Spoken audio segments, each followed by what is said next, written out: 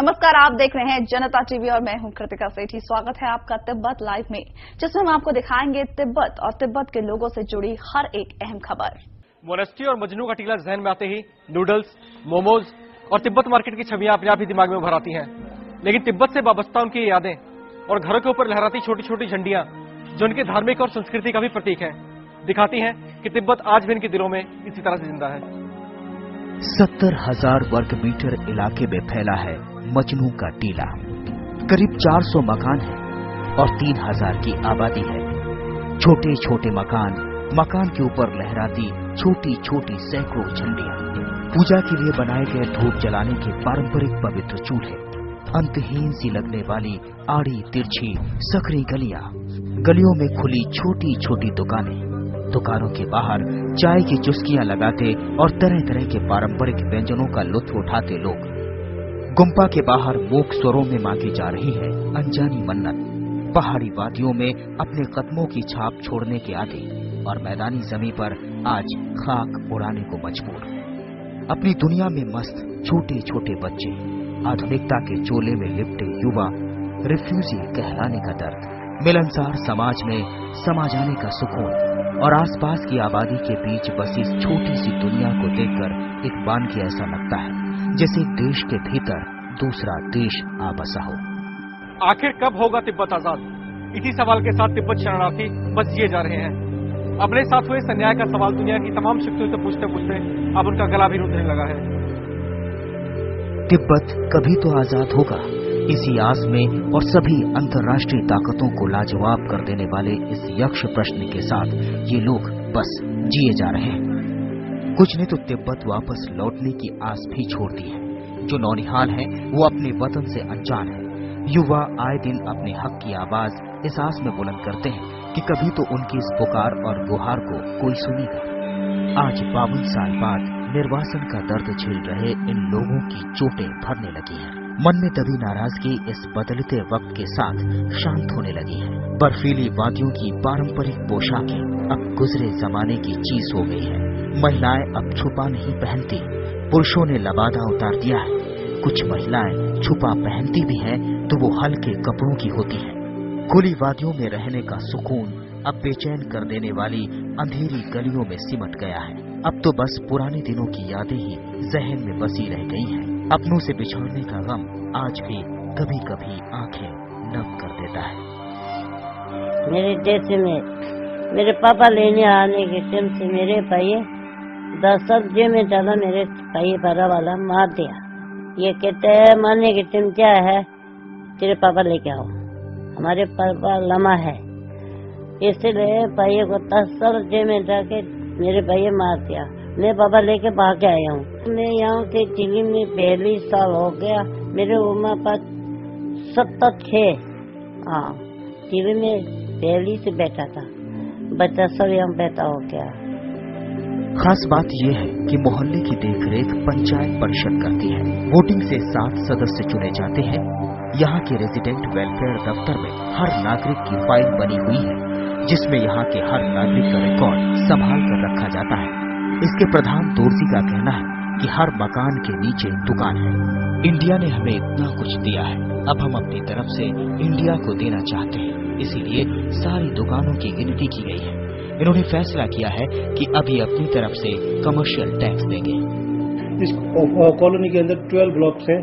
Block wise हमने file भी बनाया, इंडिविजुअल हर घर का एक फाइल करके अपडेट करता है। हर कोई भी रिकॉर्ड, जैसे पानी का हो गया, बिजली का हो गया और हमारा प्रॉपर्टी टैक्स हो गया, जैसे भी रिकॉर्ड सब ये हर घर का एक रिकॉर्ड रखा है। गवर्नमेंट का क्या पॉलिसी है ये तो हमको अभी भी मालूम नहीं है।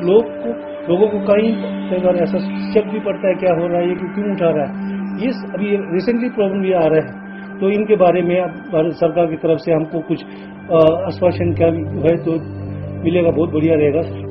यहाँ के लोग विस्थापन के भीतर विस्थापन भुगत रहे हैं। माँ बाप कई साल तक मेहनत करने के बाद स्थायी होने लगे तो उनके बच्चे बाहर चले गए।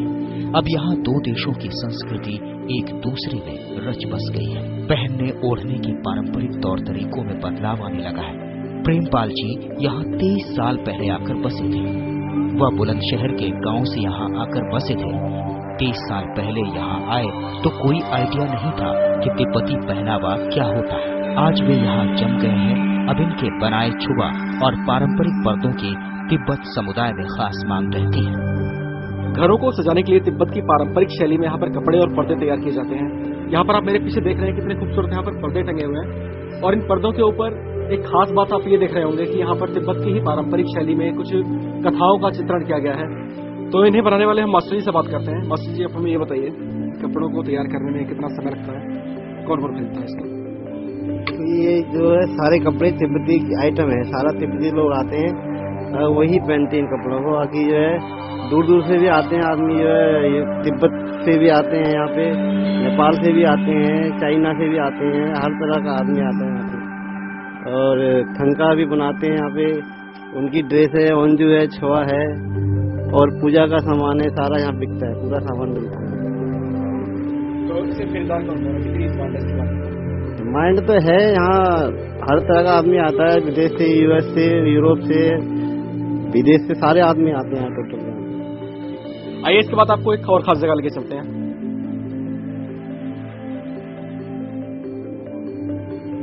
यहाँ पर आपको खाने पीने के एक से एक लाजवाब आइटम्स मिल जाएंगे।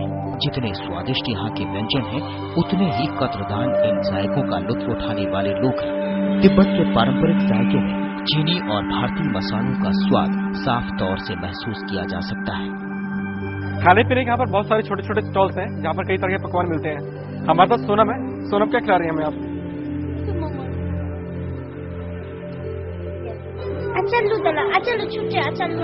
तो सोनम ने अपनी पारंपरिक डिश जिसे मोथुक बोलते हैं वो हमारे लिए तैयार किया है। मोथुक सूप मोमो है, जिसे हम इंग्लिश में सूप मोमो बोलते हैं। मैं इसे खा के देखते हैं। हमने मोथुक खाया और ये वाकई बहुत लाजवाब थे। चलिए आइए आपको कुछ और भी खिलाते हैं। आप हमें क्या खिलाने वाले हैं? आपको एक लाफिंग खिलाते हैं।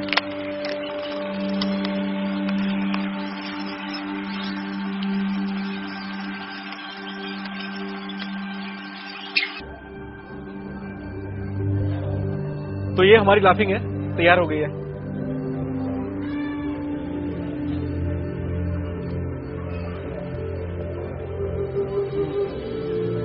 वाकई लाजवाब।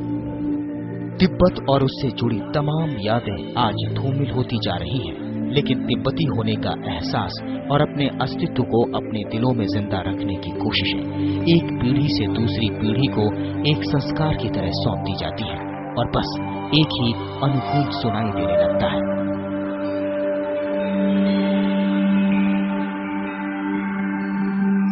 शांत, बेहद शांत, जैसे बर्फीली वादियां, मगर ऐसी आवाज जो वादियों में गूंजते हुए हर पर्वत से टकराने को आतुर है।